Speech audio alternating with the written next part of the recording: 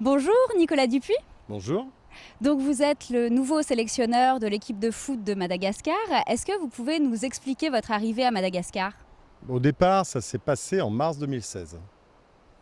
Et on m'a appelé, on m'a demandé si j'étais prêt à relever le challenge. En tout cas, de venir en tant qu'éclaireur. C'est ce que j'ai fait. J'avais 2 jours pour décider, j'ai décidé. Et j'y suis allé. Centrafrique, pour un match aller-retour. J'étais plus en conseiller du président et des sélectionneurs qu'autre chose. Il y avait un sélectionneur en place. Et cette année, je suis resté 10 mois en contact avec les gens qui travaillent bien là-bas, mes adjoints, les gens de la fédération, les joueurs aussi, avec lesquels j'ai sympathisé, Faneva, Andrea Tsima, Carolus et ainsi de suite. Et j'ai décidé d'accepter la proposition le 1er mars dernier, 2017, de devenir sélectionneur officiel de l'équipe nationale.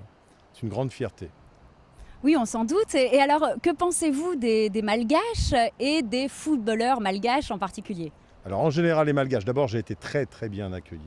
Ce sont des gens super sympas, des gens simples, qui ont le sourire souvent, tout le temps, qui prennent le temps de vivre, et je trouve ça génial. Maintenant, concernant les footballeurs, il y a des qualités individuelles étonnantes chez les locaux. Et parmi les expatriés qui jouent en Europe, parfois en Afrique aussi, mais dans d'autres pays, Égypte et puis Algérie, il y a vraiment des joueurs de grande qualité. Voilà. Des joueurs complets qui méritent de vivre un jour une compétition internationale, une phase finale en tout cas. Et concernant la Coupe d'Afrique des Nations 2019, est-ce que vous pouvez nous expliquer votre sélection? Alors, on l'a voulu très homogène. Et puis penser par rapport à l'adversaire du jour, le Soudan, puisqu'on joue le Soudan le 9. Des joueurs du Soudan qui sont très physiques, très grands, très agressifs. On ne peut pas aller avec que des petits malgaches, entre guillemets, jouer contre le Soudan. Il faut qu'on trouve un équilibre dans l'équipe. Donc on a voulu trouver un équilibre énorme dans cette équipe-là, dans notre sélection. 18 joueurs, 14 expatriés, 4 locaux. Parmi les expatriés, des joueurs très connus. Andrea Tsima, Dada, Albert. Des joueurs qui n'ont pas pu venir malheureusement, mais qui nous rejoindront plus tard, Anissé, entre autres, ou Bolide.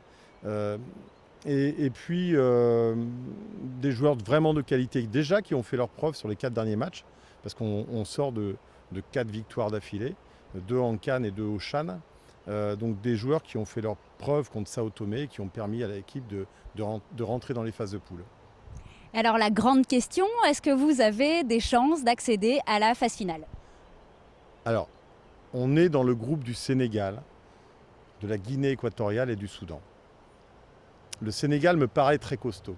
Mais on vient de passer à la 97e place FIFA. C'est historique parce que depuis 1994, on était 99e et on n'était jamais descendu en dessous des 100. Donc on est 97e. Je crois que le Sénégal doit être à peu près la 40e place FIFA au niveau international. Ça va être compliqué. Pour autant, il y a 2-3 ans, les Malgaches ont partagé les points d'un match nul de 2 contre les Sénégalais. Pourquoi pas? Je pense que la 2e place peut être qualificative et c'est cette place-là qu'il faut qu'on cible à tout prix. Donc ça commence forcément par un premier bon résultat contre le Soudan. Et pour finir, un mot pour les Malgaches? Un mot, franchement, merci de l'accueil. Et puis, soyez sûrs que je suis très motivé et qu'on est tous très motivés à l'idée de porter haut les couleurs malgaches. Voilà. Merci beaucoup Nicolas. Merci. Merci à vous.